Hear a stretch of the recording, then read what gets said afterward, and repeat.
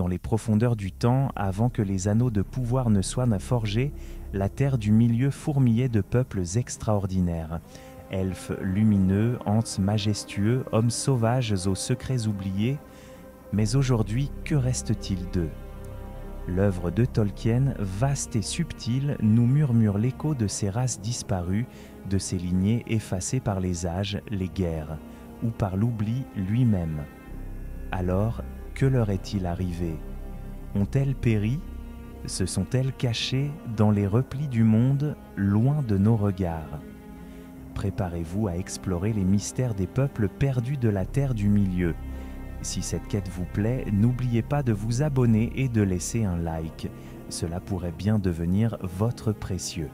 Aux jours anciens, le visage de la terre du milieu était tout autre. Sous le regard des Valar, 1000 formes de vie s'épanouissaient, chacune portant l'empreinte d'un dessein oublié.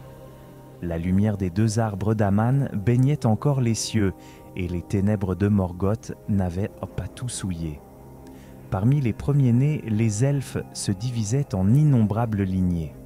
Les Vanyars, purs et éclatants, suivirent la lumière et habitèrent Aman. Les Noldor, avides de connaissances et d'art, forgèrent merveilles et tragédies. Les Teleri, rêveurs et hésitants, restèrent sur les rives de la terre du milieu, donnant naissance aux Sindar et aux Falatrim. Pourtant, tous ne virent jamais Valinor. Certains, les Avaris, les elfes réticents, refusèrent l'appel des Valar. Ils demeurèrent cachés dans les forêts profondes, loin des grandes épopées, leurs noms se perdant dans l'ombre et le murmure des feuilles. Non loin d'eux, les enfants de Mahal, que nous connaissons sous le nom de nains, bâtissaient des royaumes souterrains.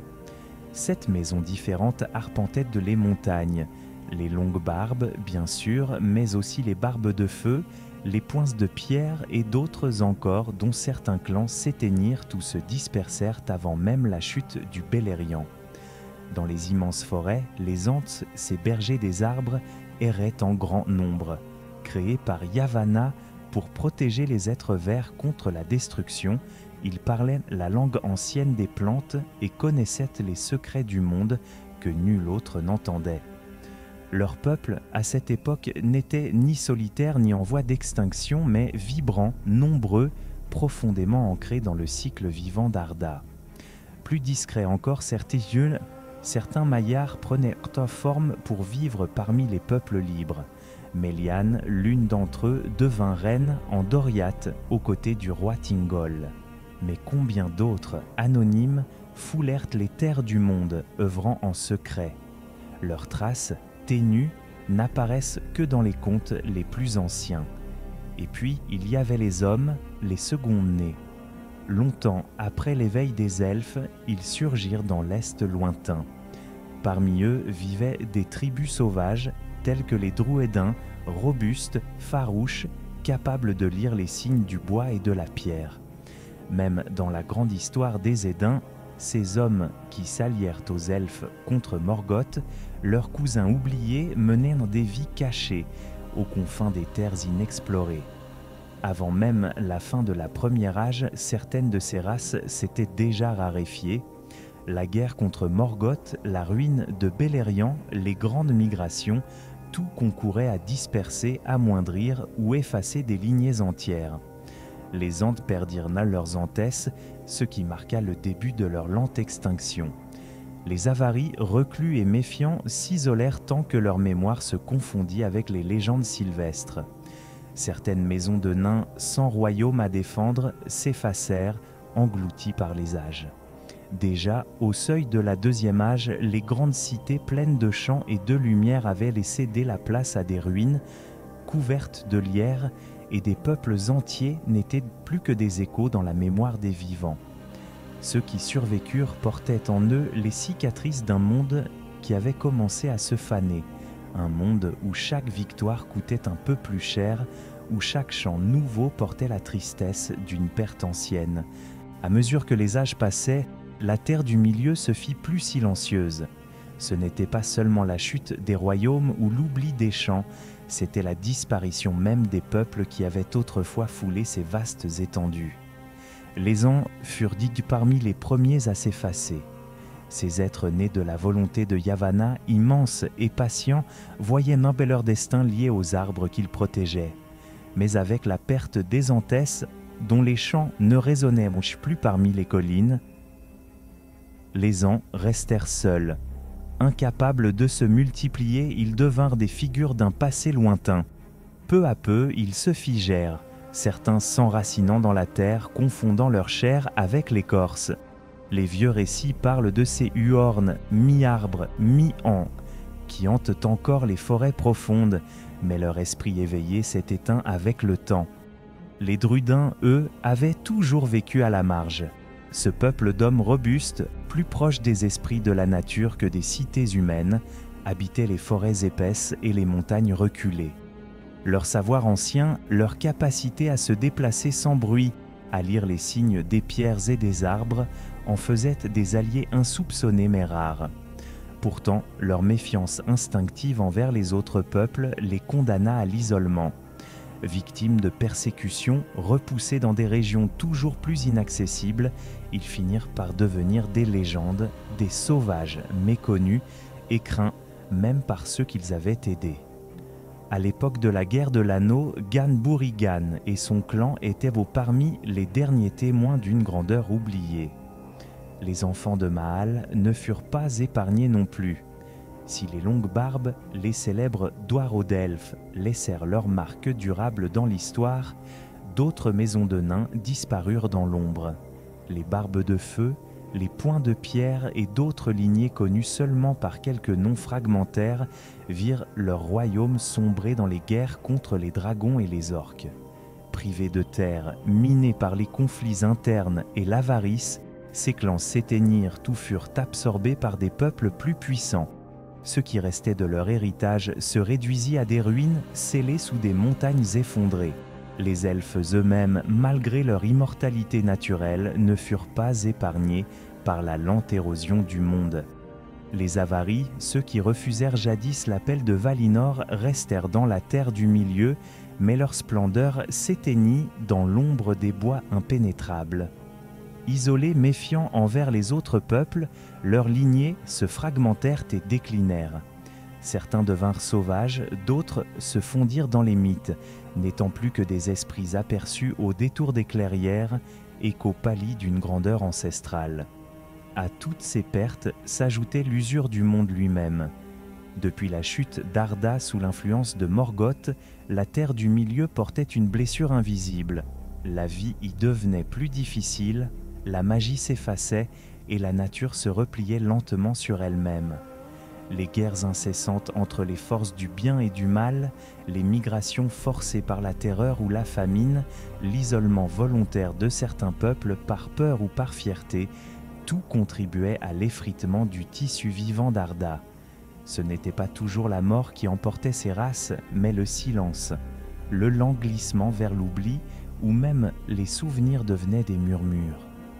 À la veille de la 4e âge, alors que les hommes s'apprêtaient à devenir les maîtres incontestés du monde, les traces de ces peuples anciens n'étaient plus que des ombres. Un chant oublié, une statue érodée, une rumeur portée par le vent dans les forêts désertes. Ainsi se refermait un chapitre de la terre du milieu, non par fracas ni par feu, mais par cette lente et inexorable marée du temps qui n'épargne rien, pas même les plus puissants des peuples. Lorsque les événements du Seigneur des Anneaux prennent place, bien peu de traces subsistent de cette grande diversité d'antan. Mais pour ceux qui savent regarder, la terre du milieu murmure encore les noms oubliés de ces anciens peuples.